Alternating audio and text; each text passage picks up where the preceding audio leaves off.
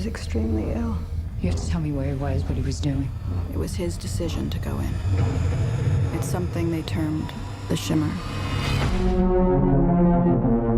When I first met with Alex, of course, Annihilation is based on a book by the same title, but he said that his film was a dream of that book.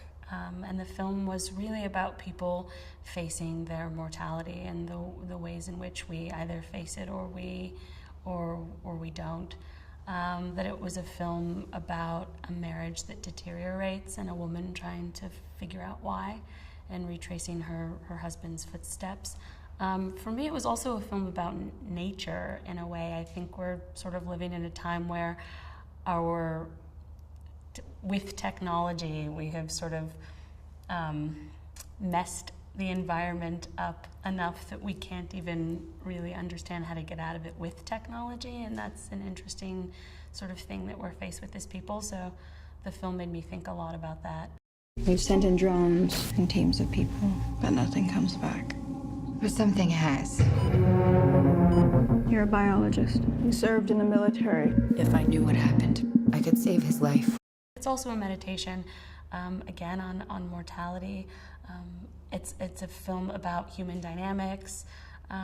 So I think it does a lot of things. It's also, there are these moments of really intense violence, but there's also a beauty and a lyricism. I mean, some of the places where we are, you'll have a intense, alligator attack and a near death, but just before it you have a huge collection of beautiful but mystifying flowers, and they're both white. You have this albino alligator that comes out of this murky water.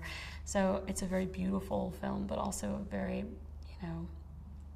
violent one at times, and that's kind of life too. Life is all at once beautiful and terrifying and all those things.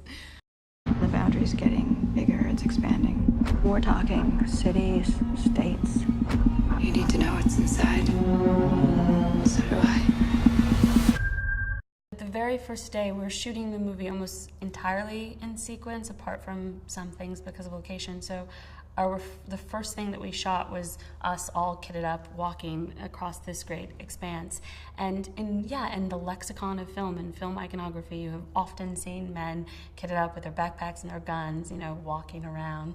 But you have not seen women in the same way. So in some ways, I think for film buffs that like kind of an action-packed experience with, creatures and mysterious happenings and guns and big set pieces, the film satisfies that. It's destroying everything. It's not destroying. It's making something new.